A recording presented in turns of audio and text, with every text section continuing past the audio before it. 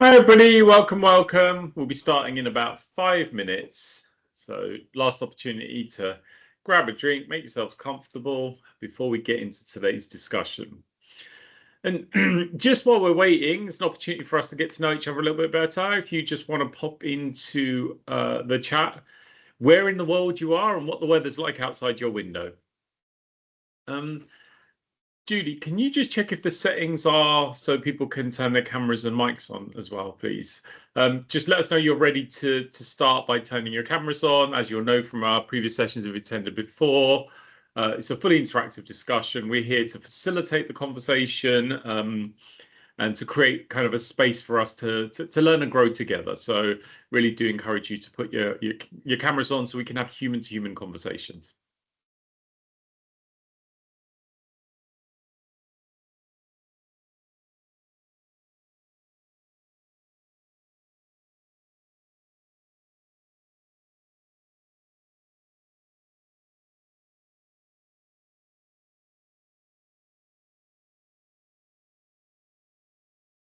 We normally do get quite an international audience, so let's see who wins the prize from joining us from furthest afield. So far, Ashley's winning from Hackney. Is anyone further away than Hackney?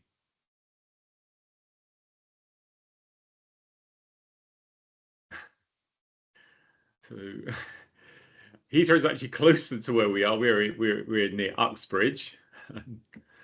Anyone further afield than that? If you guys could just check, like, if you can unmute yourselves, just so you've got the ability to do that. Just want to make sure that that function works. Also, I can't see anyone, so just want to double check you can turn your cameras on. If for any reason you can't unmute yourself, put your camera on, please drop that message in so we can check the settings. Just a couple more minutes and we'll get started. Sarah Louise is winning so far from Manchester. Okay, thank you, Ashley. Judy, could you check the settings? Yeah, it doesn't look like anyone's able to unmute or put the cameras on. Okay, I can unmute now. Ah, amazing. Thanks, Judy. Cool. All right. Yeah, now the settings changed, as I said, like, please do encourage you to put your cameras on so we can have human-to-human conversations. We'll get to the ground rules in a minute, but one thing I do want to say, if you want to share anything, get involved in the conversation, feel free to unmute yourself. But we won't formally start until the hour.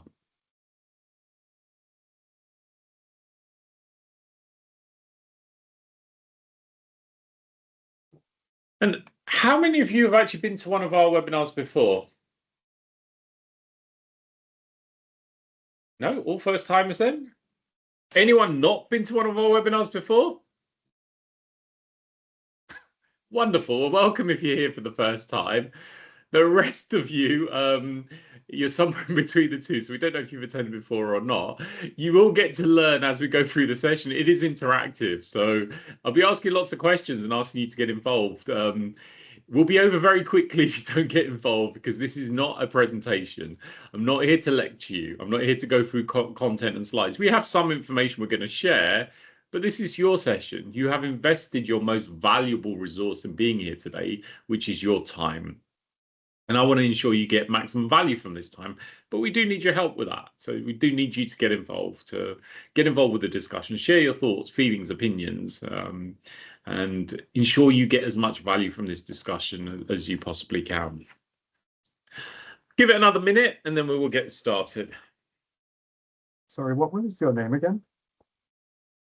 My name is Neil. I will introduce myself properly in a second.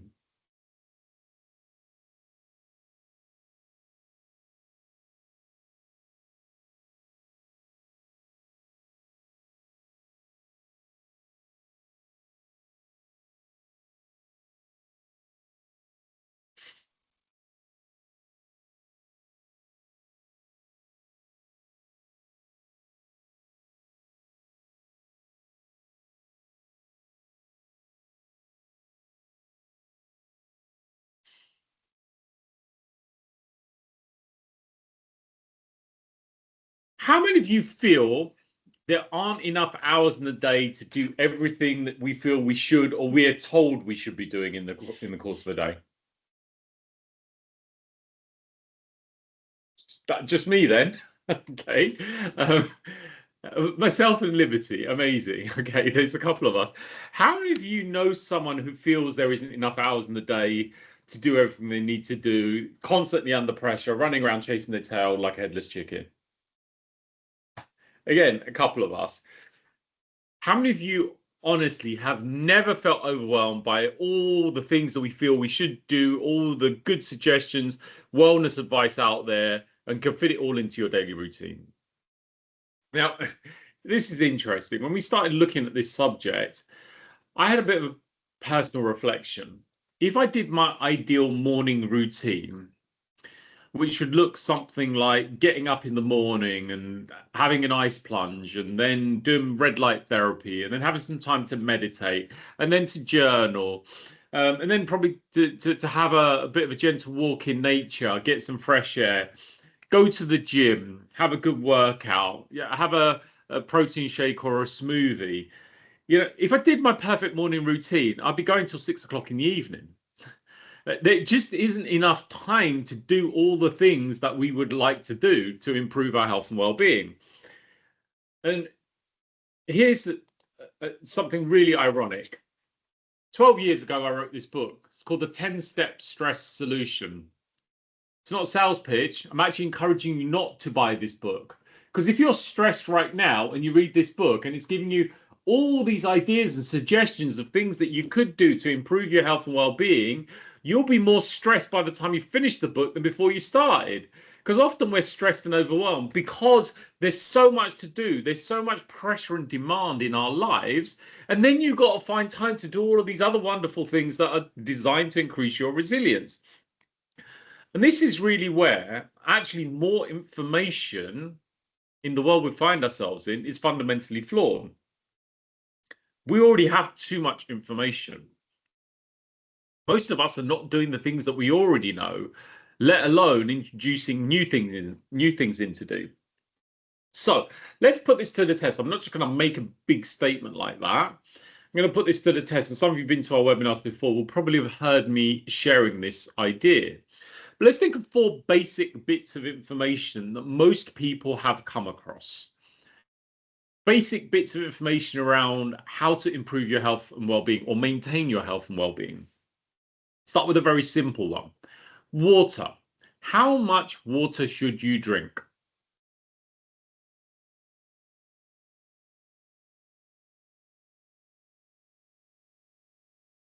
Anyone?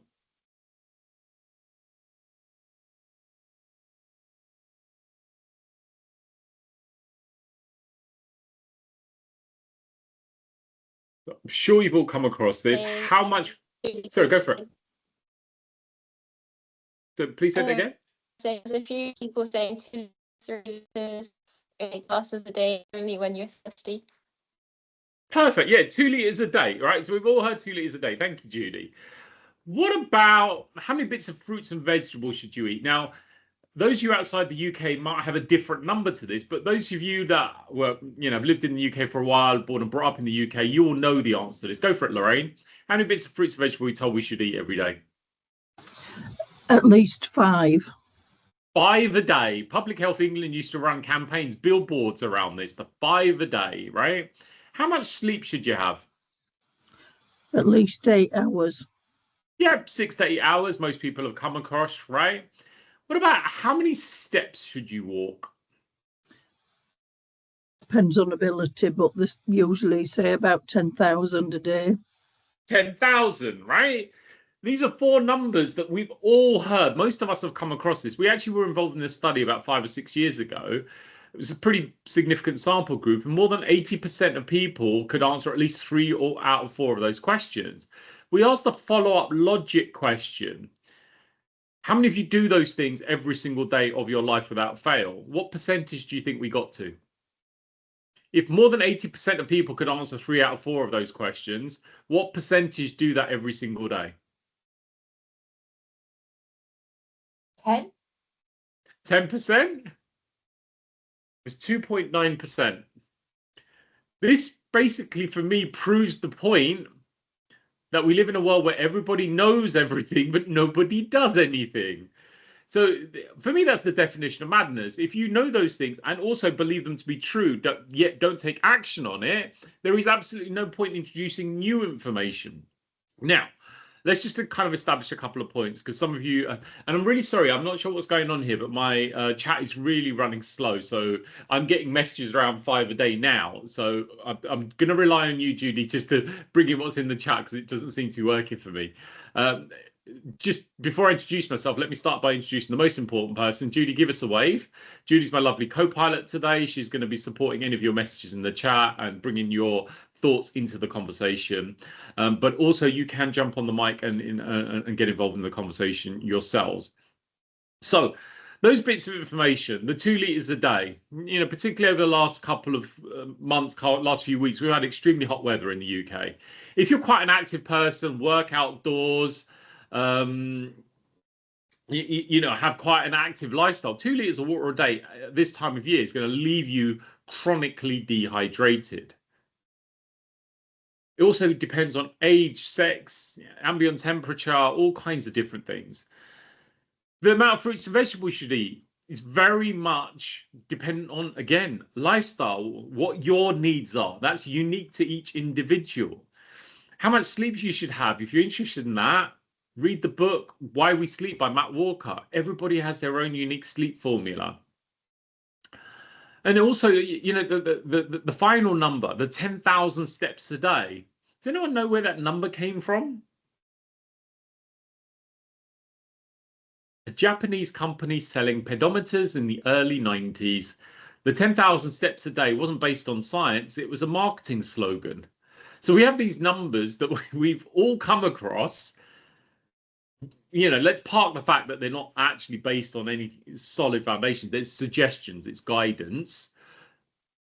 But even if they were true, if you know that and don't do it, then you're not getting any benefit from that information, which is why then it's fundamentally flawed to introduce new and more information. So today isn't about introducing more information. It's not about getting you feeling guilty about the things you're not doing, but it's how we can remove some of the pressure and overwhelm that goes with attempting to have a healthier lifestyle. So this session is being recorded, and that's for people that can't attend live. I've just seen a couple of messages around what time we started. If the counter's showing that we've been going longer than 1 o'clock, it's because we opened the meeting before 1 o'clock, but we only actually started at 1. So rest assured you haven't missed anything. So if you enjoyed today's session or found value in it, you'll be able to share the recording with friends and colleagues, and it will also be shared with people that signed up that couldn't attend live.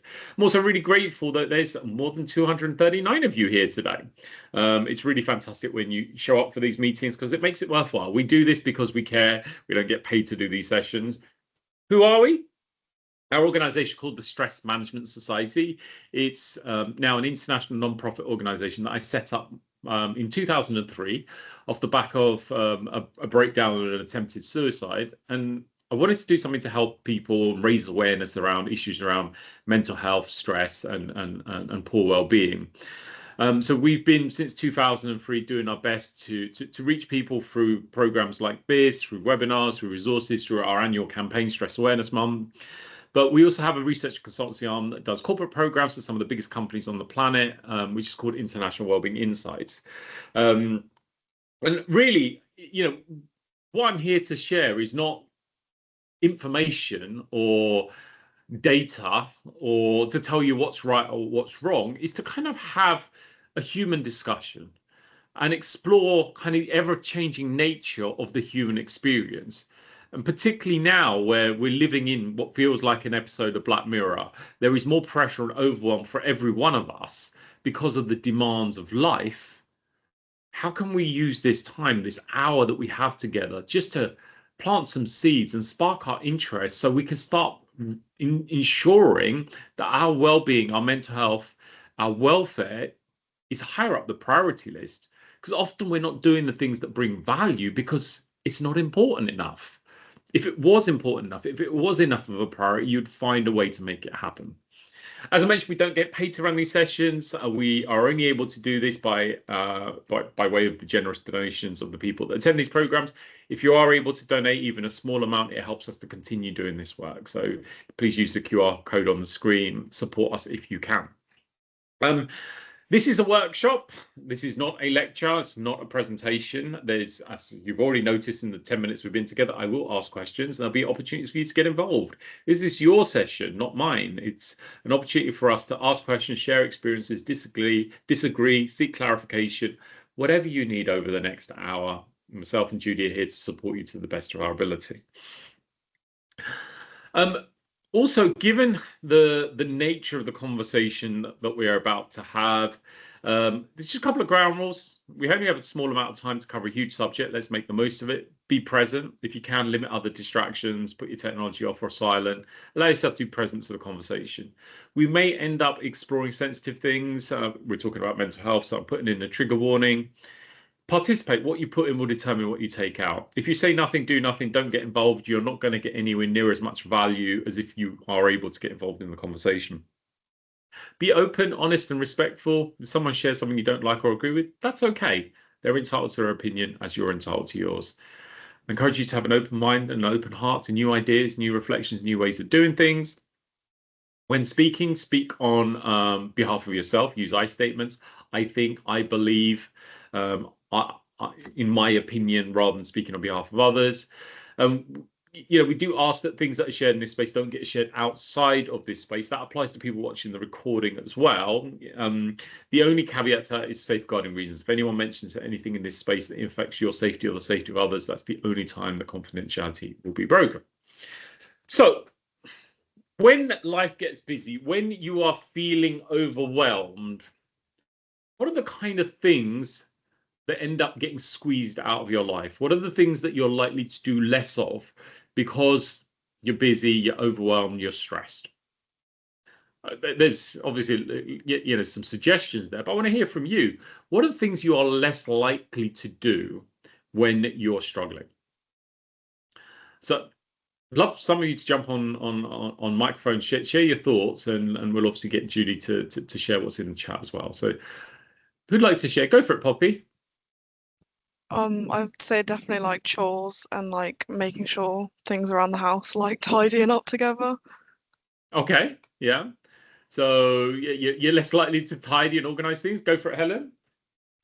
Yeah, same chores, but also healthy eating. I just eat rubbish. Can't be bothered to cook, so just eat rubbish. Yeah. Wonderful. Thank you. Go for it, Ashley. It's got to be sleep. 100%. It's got to be sleep. Interesting. Yeah. Thank you. Who else have we got?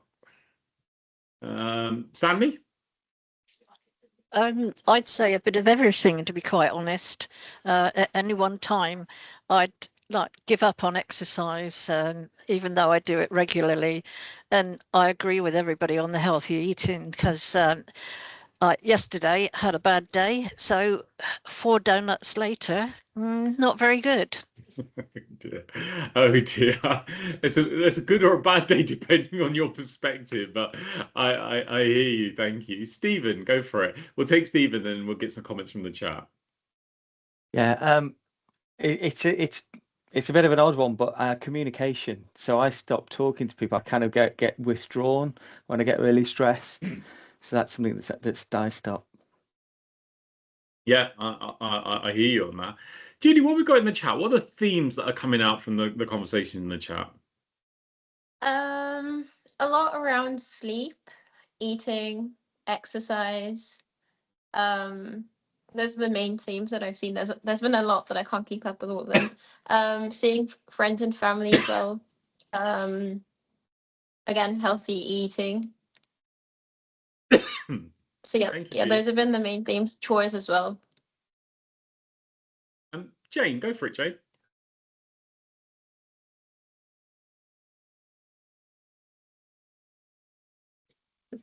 I think it's sorry, I can't remember what the other person's name who just went on, but I'm much like him. I just completely withdraw. Thank you, Jane. Thanks for sharing. isn't it interesting? Have you noticed that all the things that get squeezed are all the things that are good for you? Eating healthy, sleeping, exercising, spending time with people that you care about. The things that actually improve your health and well-being are the things that you're going to be less likely to do or not find the time for. And the irony, you'll then get yourself stuck in a vicious cycle because you feel worse because you're not doing the things that improve your health and well-being.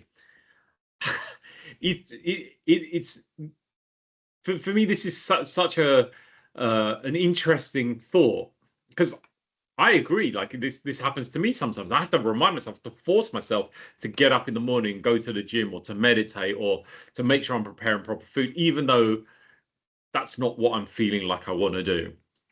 Why is that?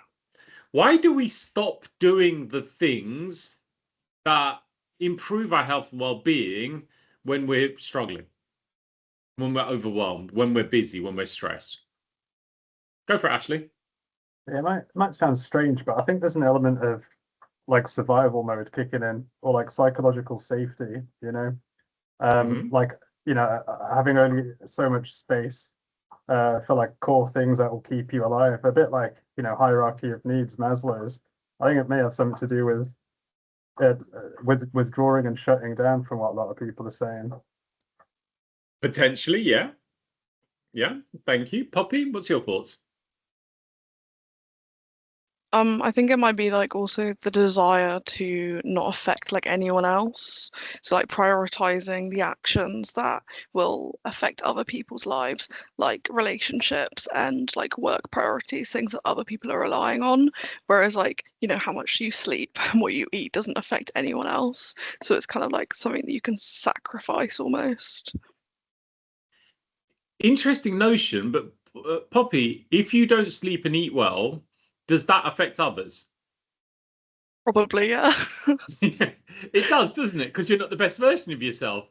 You're going to be Yeah. tired and short and reactive and irritable, and you can't show up as the best version of yourself. So it's an interesting notion, but we also have to bear in mind that the you know, the more resilient we are, the better place we are mentally, physically, emotionally, the better we show up in the world around us, for our families, for our loved ones, for our children, for our colleagues, for our community. So it is a really interesting thought. Maggie, go for it.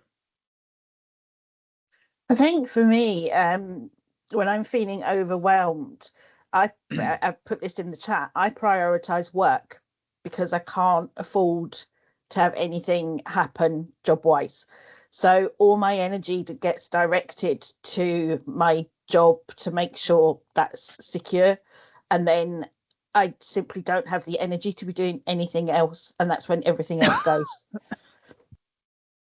But Maggie, again, just very similar to the point that Poppy raised earlier, that if you're stressed, tired, overwhelmed, how effectively can you do your work in terms of sort of problem solving, lateral thinking, creative solutions, productivity, performance, output, quality of work? Does it go up or down? Short term, it's okay. Longer term, definitely goes down. Absolutely. And also, I do agree with that. There are times where you do need to step up, right? And just get the task done. But it's kind of like if you're driving a petrol or diesel engine vehicle with a rev counter on it, you can, you know, rev it into the red zone for short periods of time to overtake another vehicle. But you stay there long enough, you blow the engine, right? And sadly, and you know, that's where many of us are. We're trying to basically operate our engines in the red zone. It's not sustainable. Yeah, Jackie, go for it.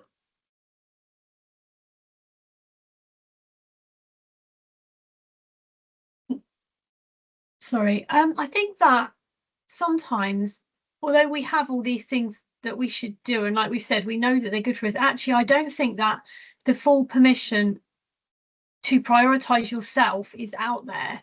I think that the perception that, you know, you can do all this, everything will be fine. I just don't think there's a really, like, there's permission to do all these things because they're good for you. It makes you a really great person, doesn't it? But permission to actually say, like, actually, I'm struggling with this. I can't do this right now. I need to take some space and I need to say no. Actually, we haven't put that on there anywhere, but saying no is a really important thing that we're not very good at in terms of advice. We're told we should say no and we don't, but I think that's because it's not. Yeah, someone's just written on the chat, self-care is not selfish, but I don't think we've really got that embedded, that's all. Jackie, you're right. Have you ever heard a phrase, it's better to give than to receive? How many have ever heard that phrase before? Quite a few of you got your hands up. I'm going to share something with you. That's not the true phrase. That phrase was changed, I think it was around the 4th century. It's actually an original Greek proverb. The original Greek proverb suggests it's better to be in a position to give than to need to receive. Do you see how they say something completely different? If you're prioritizing yourself and looking after your own needs first, you're in a position where you can give and you don't need to receive. The phrase was changed by an institution that was handing a basket around on a Sunday, and they wanted people to give. But actually, it's taken away the true essence of what the original proverb was. I say to you, it's better to be in a position to give than to need to receive. The only way that you can be in a position to give is if you're not pouring from an empty cup. It's the classic get on an airplane. You've got to put the oxygen mask on yourself before you try and help somebody else. And this is really one of the things that I really want us to get to get clear on, is if we want to show up better and to be able to make more of a difference and to be able to do our work better and show up better for our families, it starts with how we look after ourselves. And as I said, today's session is not about giving you advice and giving you solutions, because there's plenty of those out there. Like we've got like a bunch of them on the screen. Lots of advice, and you just need to jump on YouTube, TikTok, Instagram, whatever your social media drug of choice is, and you'll have 1,000 million, tens of millions of influencers telling you what you should do about any of these different things. So it's not the access to information. In fact, what happens when we have too much information, when there's too many options, what tends to happen?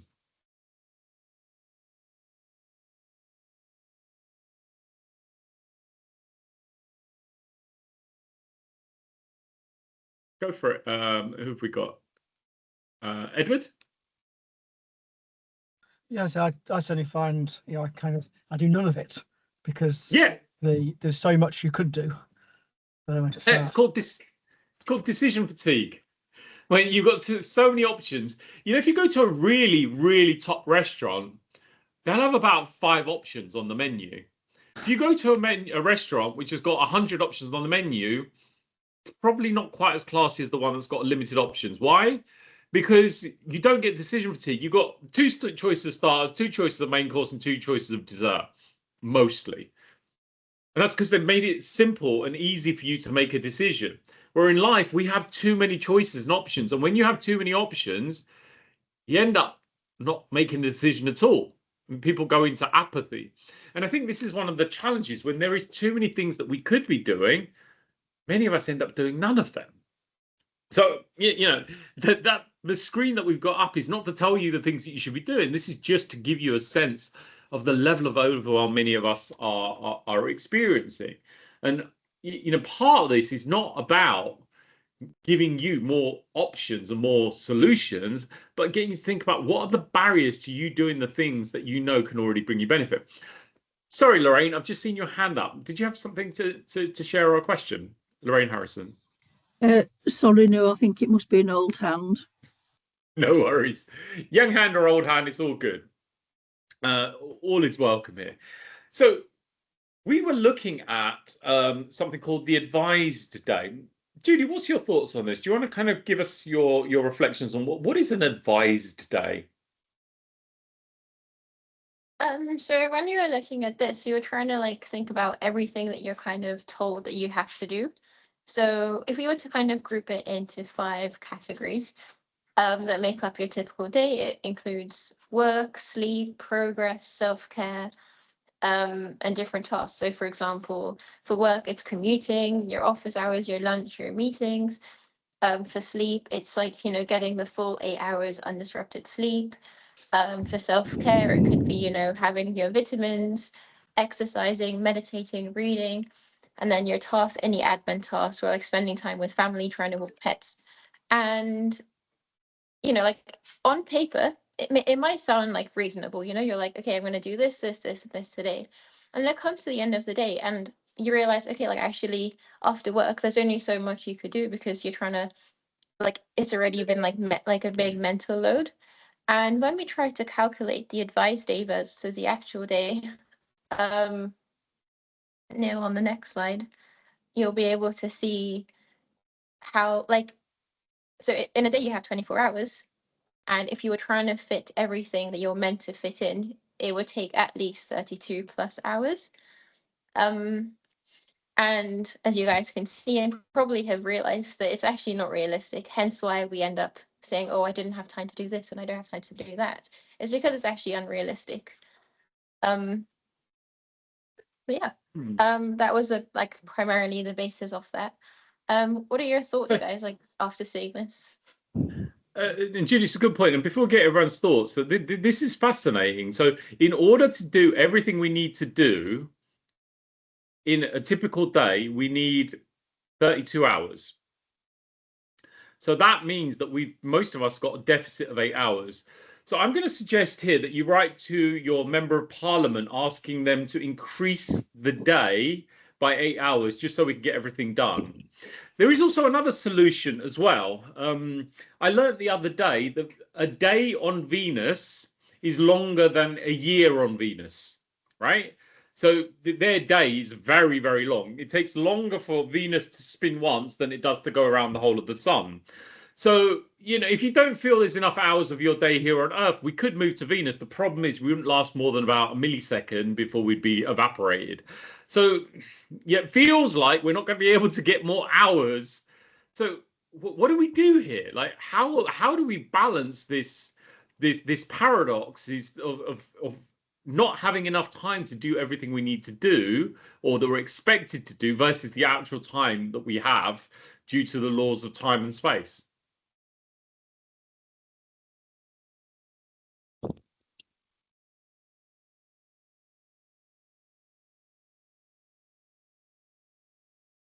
Go for it, Edward. Well, the key thing is to lower your expectations on yourself. Be realistic about that and don't expect to do as much. Yeah, so lowering expectations. Yeah. What else? Because a lot of that, you're right, a lot of the pressure is self-generated, right? That we're expecting more from ourselves than maybe others are. But also there may be, you know, some of you that feel that there is an expectation of what you should or could be doing from others.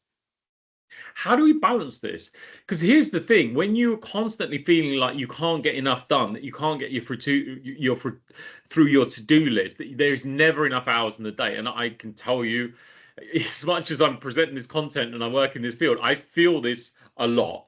I often get to the end of the day, it's like, there's just not enough. There's just not enough time. There's just not enough hours in the day to do everything that I need to do. How do we balance this? Because a lot of the stress comes from that we can't do all the things that we would like to, want to, or need to do. Because that's the real crux of today's conversation. It's not about doing all the things. It's how do we balance this?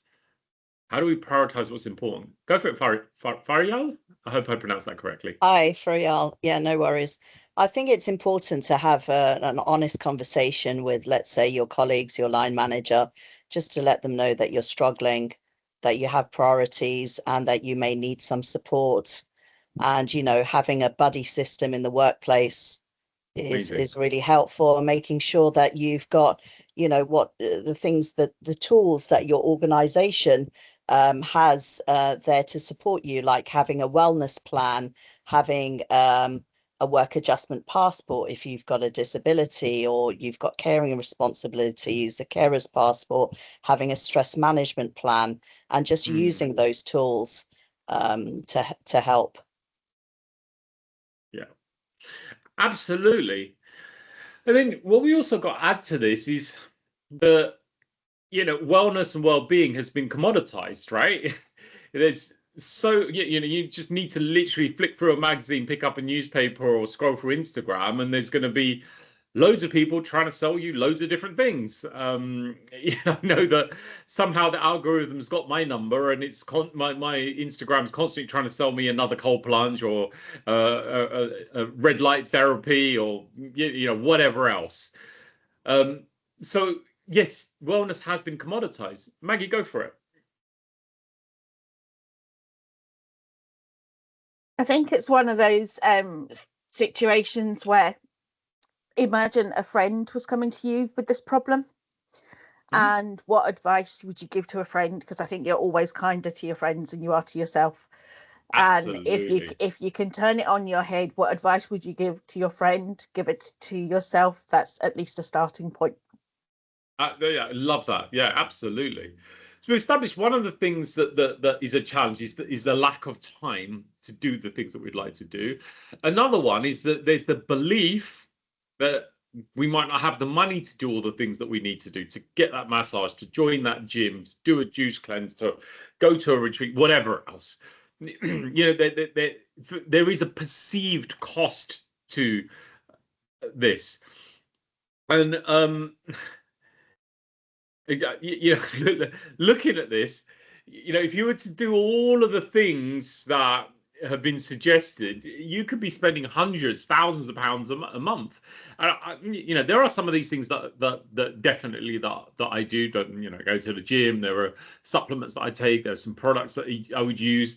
Things that I've understood bring me benefit. There are things that I'm going to do on a regular basis. My bill is knowing it's £6,000 a month. I'm not sure where that figure came from, but there's some people that probably have more money than sense if they're spending £6,000 a month on their well-being. But the point I'm making is, like, this has been made famous by people like Brian Johnson, who's basically given up his life to try and live longer. It's like, for me, you've now kind of over-invested it. But the point I'm making here is, actually, the things that bring the most benefit don't actually cost a lot of money. You don't need a gym to exercise. Nature provides us the best gym. There are ways that you can boost your well-being by spending time in nature, by socializing with people that you care about, by eating natural foods that give you the full range of vitamins, minerals, and nutrients that your body needs. So what I'm saying here is there is, yes, another barrier that many of us have established. One is I don't have the time. The second one is I don't have the money. And both of those are refutable because it doesn't necessarily need to cost a lot. So again, if we're looking at certain things that require special equipment, childcare, travel, etc., you could be spending anywhere from hundreds to thousands. But actually, what I'm here to say to you is it doesn't require huge amounts of time or huge amounts of money. Most of us have set ourselves unrealistic standards. We're putting too much demand on ourselves. Even if you're motivated, there's just often too much and we're feeling too overwhelmed. We don't end up doing anything. There's an individual called Mo Gawdat who wrote a book on happiness, and his suggestion was that the formula for happiness is where life experience is equal to or greater than your expectations. So I'll say that again. Happiness equals, the equation of happiness is where life experience is equal to or greater than your expectations. For many of us, our life experience is lesser than our expectations, which is why we end up feeling miserable, upset, anxious, or frustrated. We have an expectation of what life should be like. We set ourselves unrealistic standards and it falls short. So then we're not happy. And what I'm here to really share with you is how can we set more realistic expectations? How can we set our demands and expectations in a way that they're in line with our capacity, with our ability to be able to fulfill those expectations? Then it's not that we're not aspiring to do better, but we're taking simple steps to move towards a bigger goal. And an example here is the Couch to 5K, which was a campaign that the NHS ran. Judy, do you want to talk us through this? Obviously, sports psychology is your field. Why does something like this work? Someone that's never run before, how can something like, starting a Couch to 5K reset the mindset and also give people the hope and belief that things can get better? I guess like the main concept behind this is kind of like what's something small that you could do every day that can kind of help you to get to where you want to be. So for this example, it's a 5K. So someone who's might have found that 5K is like really a big goal for them. You could start by walking for 1 minute, and then the next week trying to increase it. Okay, like I'm going to jog for 1 minute, and then maybe I'm going to walk for a minute, jog for a minute, walk for a minute. And it's basically like doing those small steps every week to try and build up your ability to get there. And it's removing that pressure of, okay, like I have to go to the gym today or I have to run today. But it's more like, okay, how do you feel today and what can you do today that's kind of in your control that you feel okay to do without pushing yourself too much? So would it be fair to say we can translate that to pretty much any goal? Like if it was meditation, you could start by meditating for a minute. If it was healthy eating, it could be, spending 10 minutes in the morning before you leave the house, just preparing something fresh to take with you. So it's those simple, actionable steps. Whatever your goal is not necessarily about having to spend a lot of money, a lot of time, but how you could take micro steps to take you to where you want to go. So who has a goal that they'd like to achieve, and what micro steps could you take towards getting to that ultimate goal? Yeah, go for it, Lorraine. Yeah, I'm currently trying to get fit and my mobility isn't the best. And I posted a comment in the chat earlier about how I am overweight. I eat a really healthy diet, so and when I've been to the doctors about this in the past, they just say, oh, you need to exercise more. But when you have a dodgy ankle and dodgy hips, that's not always easy. So I do aqua aerobics twice a week, and then I walk to try and build up strength in my ankle and my hips. Some days are better than others. And it's just a case of, at this moment in time, I can't do 10,000 steps. No way. It's just too painful. But I'm working up to that. And so every day I do a bit more, or I incorporate hills is a bonus. And eventually, one day I'll get there. In respect to the weight, I have a dodgy thyroid. There's such a lot of judgment out there, and it can depress me at times. And I just thought, well, there's either something else going on, or I don't know. But I am currently using an app to log everything that passes my lips. Most days, people look at you crazy when you say I don't actually think I'm eating enough. And this app has kind of given me evidence that I'm not eating the recommended calories, but I don't want to eat for the sake of eating if I'm already full. So I'm currently navigating that, but I know it's not going to happen overnight. And so anything that I do is good progress. I don't kind of, I know what size I'd love to be, but it's going to take time to get there. So I want to have it as manageable journey to get where I want to be, I guess is the best way of putting it. Thank you, Lorraine. And you're right. It's those simple bite-sized chunks, simple things that you can do every day. And even if you're able to walk another 10 steps tomorrow than you were today, and another 10 steps the following day, it's that incremental progress is how we get to where we want to be. Yeah. So, as they say, Rome wasn't built in a day. And this is one thing I'm going to encourage you all to consider is what simple, actionable steps can you take to start building the habit? Because that's the challenge for most of us. We don't get started, let alone build the habit. So it's better to go to the gym for 10 minutes than not to go at all. Because when you're going for 10 minutes, then you can increase it by another 5 minutes, or go for that walk, or get out on your bike, or spend some time out with the kids, or out with the dog, or whatever. Go for it, Edward. I was just reflecting about whether this sort of approach fits better to kind of physical elements. People who say we should run 5K, well, they physically can't to begin with, and it's a understanding that, okay, a small step in the right direction is going to help and build and see results. It seems harder to me to think about that, about the more sort of ephemeral things like being a better parent, parenting the way I want to. That it's not a physical barrier for me doing that. It's other barriers that come in.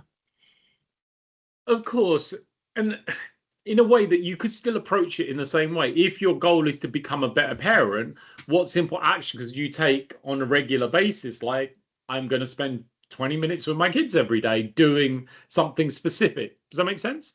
So it's like, this is about action. This is not about awareness. And the ultimate message that we're here to deliver in a world where information is cheap and readily available, where the awareness is there, largely speaking, on most of these things, what we are missing is action. And ultimately, the key message we're here to deliver is, what are you going to do? What you know means nothing. I have, with all due respect, guys, I have zero interest in what you know. I have every interest in what you do. And even if you do little things, as Lorraine's described, that is going to bring more value to your life than all the information in your head, all the books on your bookshelf, all the information in your ChatGPT and on your phone. That's irrelevant. That phrase, knowledge is power, is nonsense. It's a lie. Knowledge is not a power. Knowledge is only power if you apply it. Knowledge is only power if you take action. If you have knowledge and take no action and don't apply it, it brings you no benefit. It doesn't empower you. Because power literally means the ability or capacity to do or act. You can only affect that power if you apply it. And I think this is the key thing. So if we revisit that question from earlier about all those things that we are likely to chop, to cut, to not find the time for, if we approach this differently, rather than removing, we're now looking at adding. You are overwhelmed, you're tired, you've had a stressful day, you've got a lot going on, right? Firstly, let me ask you, have any of you ever gone to do some exercise, gone for a walk, gone to the gym, gone for a swim after a long, stressful day? Has anyone ever done anything like that? How do you feel? Go for it, Poppy. Normally a bit more tired, but it does kind of help to just like clear your head. Okay. Especially like if you try and like, I don't know, just like push yourself in a run, and then like all you can focus on is running rather than like what's happened in that day. So you might feel physically tired, but we agree mentally, emotionally, you might feel more calm and relaxed. Yeah, would that be fair? Yeah. Perfect. Sophie, go for it. I do a lot of like really intense exercise. So I do like aerial silks, which is like a full body workout thing. And if I've had a really stressful day, it just gets rid of all the stress. It's really helpful. Amazing. Joanna, you put in a comment earlier, Joanna Spencer, about forest bathing. I'd love to hear from you on that. I actually did some work with the Forest Bathing Institute recently. Yeah, so I've got an ongoing health issue that they discovered, and it basically means I can't be as active. I haven't got a choice in the matter. So I had to try and find alternatives. I was in the reserves for years. That came to an end because of the health issues. So I discovered forest bathing, and it's actually, and I also thought, like others, that it was like, what, you sit in a tub of water in the river or something. But then once I started doing it, I actually found it was really relaxing, and it just kind of unlocks your mind. You listen to the sounds of the birds, you enjoy the forest, the smells, the wildlife. And so I make a point now, at least every 6 months, if not more, of getting myself into a forest somewhere, because I work in London. It's noisy, it's busy, and it just really helps me. And I've found that it's helped in a lot of ways as well. So thoroughly recommend it. Local forest, whatever it is you want to do. So yeah. Absolutely. And you know, the key point there, Joanna, is when you're busy and stressed, these are the things we're less likely to find time for. But when you do them, it brings benefit, right? You feel different, you feel better, as many of you have already described, as Sophie described, as Poppy described. So this is one of the things I'm going to ask you all to consider. Yes, actually motivating yourself to get up and to do those things, to clean the house, to do the exercise, to spend time with your family, to make a healthy meal, to go off to the forest, it might not be the first thing on your list, but it's the thing that's going to make you feel better. I can't remember who mentioned about, you know, the chores and tidying the house is the thing that you're most likely to drop. But once you've tidied your house, how do you feel? I know when I've got a room that's a bit of a mess because I've been in and out and traveling for work, and there's one room in my house where I end up dumping all the stuff. And every time I go in there, I'm really stressed out. But the you know, sometimes when I'm tired and stressed, I can't be bothered. But I force myself to actually tidy it, and I feel better. My mind feels clearer from tidying the physical space. Ashley, go for it. Yeah, I think it's just about cultivating good habits and you know, ingraining that knowledge, like when you're in a rational mind of saying, no, I know this will be good for me, and then just doing it. Like the past 2 years, I've gone to the gym 3 times a week, and I've not regretted it a single time. Even when it's been rainy, I've been tired, I've not regretted it once. You know, absolutely. And actually, absolutely spot on. It's about cultivating the right habits, not just good habits, but the right habits for you to be able to enjoy your life and to flourish. Carol, go for it. Hi, yeah, I actually believe in the not having goal approach, and not telling myself I've got to do this, I've got to do that, because I don't have to. Who says I have to do all that? And there's not enough focus on doing nothing. Sometimes the ability to do nothing can be the hardest thing, and your mind and your body does not rest until you learn to do that and take time to do that for yourself. You know, I don't give myself goals. If I need to do something, I do it as and when. I don't clock watch. If I want to eat a tube of Pringles, I'll eat a tube of Pringles. You know, I don't care. Yeah. Carol, I'm chuckling because doing nothing is actually doing something, though, isn't it? Because you have to actually focus on, I'm not going to do anything. Because a lot of us feel so much pressure to do, but we're not human doings, are we? We're human beings, and many of us don't get to just be. Maybe a couple of times a year you go on holiday and you lie on the beach and sip a pina colada, but the rest of the time we're just in action mode. So yeah, it's a good point. Thank you. Yeah. Sarah. Take the pressure off. Yeah. Yeah, absolutely. Sarah. Yeah, thank you. I just wanted to back up on that point, actually. I find it really hard to actually do nothing. I will always have a to-do list, or I will always then have the admin. I do feel really satisfied after doing it. But I know that I find it really hard to just sit and relax. So I would always go to meditation, or I'd always try and do something that's a bit more like structured. And then sometimes, if I do feel like particularly like you just need a break, then I do just get all the treats out and like have the chocolate and the wine and whatever I'm watching on TV. Like there's a balance between knowing yourself, I think, which I do find really hard to come to. Yeah, it's a good point. And I think kind of where we're going with this is that many of us are borrowing from our well-being and recovery account and finding ourselves in overdraft. Because when you skip sleep, when you don't go for your lunchtime walk, when you don't spend time with your friends, when you don't have the time to do nothing or go to the forest or go for the swim or go to the gym or to do the things that basically replenish your well-being account, if we keep withdrawing, you find yourself in overdraft. Many of you heard of sleep deficit, but there is a thing as well-being deficit. And you can't just go on holiday once every 6 months and expect your well-being account to recover. It doesn't work like that. And this isn't about what you do once every so often. It's about what you do every single day. And I think this is really where most of us are at a point where we're living unsustainable lifestyles. The data has proven that. Last year, a report was published by Deloitte that's suggesting 82% of employees in Western society are experiencing symptoms of burnout. That's basically most of us. Most of us are experiencing symptoms of burnout. We've arrived at a point where mental health issues affecting about 1 in 4 people. Suicide is the main cause of death for a man under the age of 50, rapidly becoming the same for 15 to 29-year-olds. So, you've arrived at Sam. The stat was 82% of employees in Western society are experiencing symptoms of burnout. So what I'm suggesting here is that means most of us are living in overdraft. It's not a way to run your well-being bank account, because eventually the credit gets switched off. So what I'm saying here is this: it's not your doctor's responsibility, it's not HR's responsibility, it's not your partner or your children, it's not your community responsibility, it's not a government minister's responsibility. It's our responsibility to ensure our well-being account is staying in the black, is staying in credit. So essentially that means that if you don't prioritize your health and well-being, you are basically creating the perfect environment for illness and disease.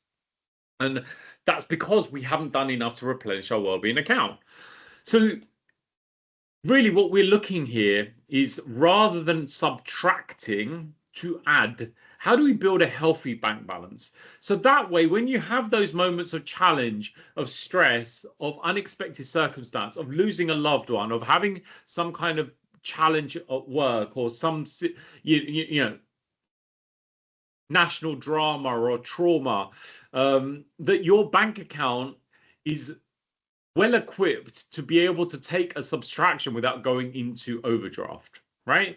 So essentially, remember, as I said earlier, where you can't pour from an empty cup. If your cup is full, you have the capacity not just for yourself when you hit challenges, but also for others. So this really comes down to, what can you take out and what can you pull in? And it's interesting, many of you said that you'd likely eat comfort food or watch television or Instagram or whatever else. You're already doing something to try and make yourself feel better.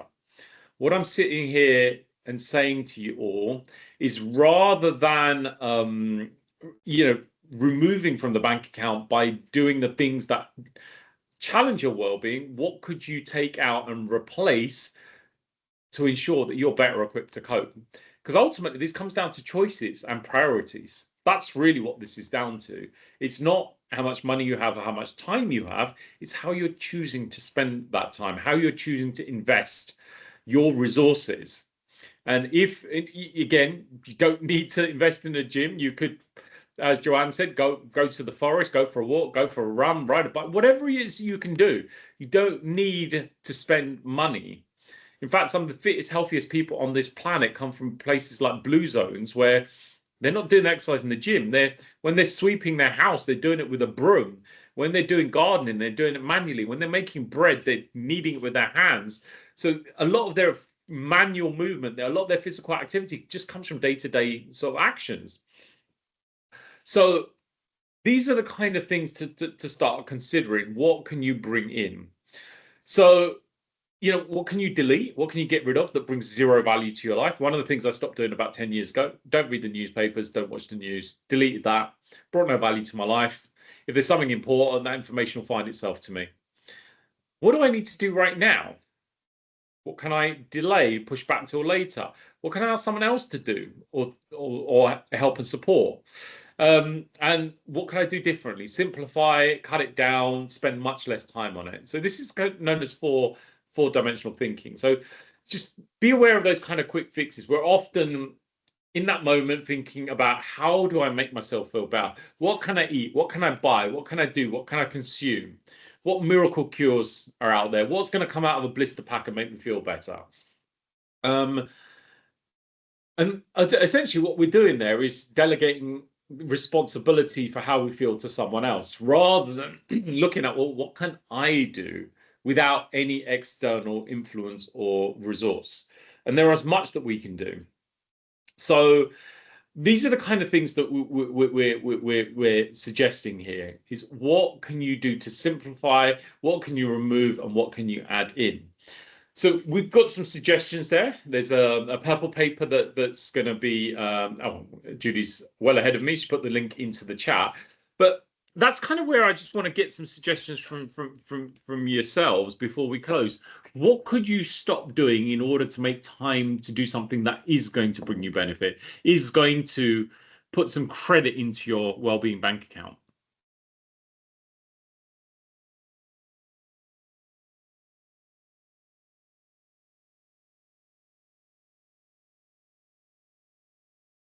Love it, Joe. Put your phone down, go for a walk. Yeah. What else? doom scrolling. I love so many of you saying doom scrolling. Yeah, absolutely. That's a common one. These technologies are designed to be addictive. Many of us are quite literally addicted to our technology. And how much time could be invested in other things if we weren't watching TV and doom scrolling or doing things that are not bringing any value to our lives? So yeah, absolutely. So if you set boundaries, and I think this is the key thing, you'll find the time for things that are important. If you are not finding the time for things, it's because they're not important enough for you. There are things that have consequences, like if you don't sleep enough, if you don't eat enough, if you don't go to work, there are consequences. So you'll find time to do that as well as you can. If there are things that we've discussed, explored today that you're not finding the time for, and they're not important enough to you, what is the price that you're paying for that? And that's really kind of where we wanted to leave our conversation today. I'm not here to give you a list of things to do. I'm here to hopefully plant some seeds and inspire you to start thinking about what can you do differently to get the results that you want in life. And if you're getting the results you want in life right now, amazing. We're not here to challenge that. We're here to congratulate you and encourage you to keep doing those things. But if there's things that you could do better, or there's times where you're not finding time for things that are important, what action can you take today to change that? We are taking a pause for the summer for our webinars. We'll be back in a couple of months. So stay tuned. So make sure you subscribe to our newsletter. Judy's put the link into the chat, so you'll be the first to know when the next one comes out. And just before we finish, some announcements. Obviously, there isn't enough time in the day for the things that we would like to do, but there are definitely enough time in the day for the things that can bring us benefit. Wellness doesn't need to cost lots of money. Yes, the world is overwhelming, but just by adding a few things into your daily routine, that could bring significant benefit. If any of you are struggling, there are some resources there on the screen that you can utilize. We will send these out to you by email as well. We have our Mental Health Champions session coming up in September. If any of you are interested in joining us to become a qualified mental health champion, the dates are from the 15th of September onwards. If you'd like more information on that, drop us a message. Judy will put our email address into the chat. Just drop us a message and we'll send you some further information on it. And just for the last couple of minutes that we've got left, what questions do you have? What would you like to share? What would you like to discuss before we close today's session?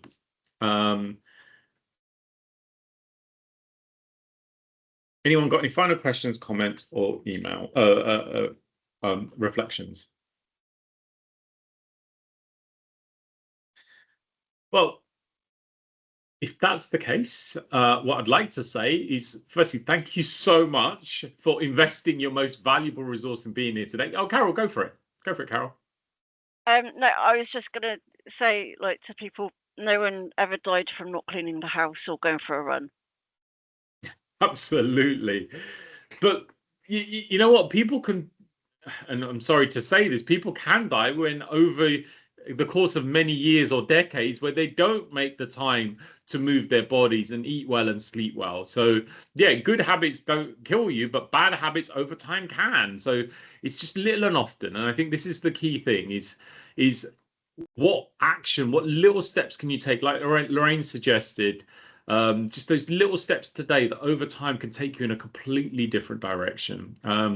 So we'd love for you to join future webinars. Come along to our Mental Health Champions program if that's something that interests you. Judy and myself put our email addresses in the chat. Feel free to reach out to us directly. Thank you all so much for investing your most valuable resource in being here today, which is your time. It's that one thing that you cannot replace when it's gone. So you've done the hard thing, that you made it here. Hopefully you found something useful and valuable from today's discussion, and we'll see you all again very soon. Thank you. Thanks, everybody. Have a good rest of the day. Thank you. Thank Bye-bye. you very much. Thank you. Bye. Thank you so much. Thank you very much. Bye.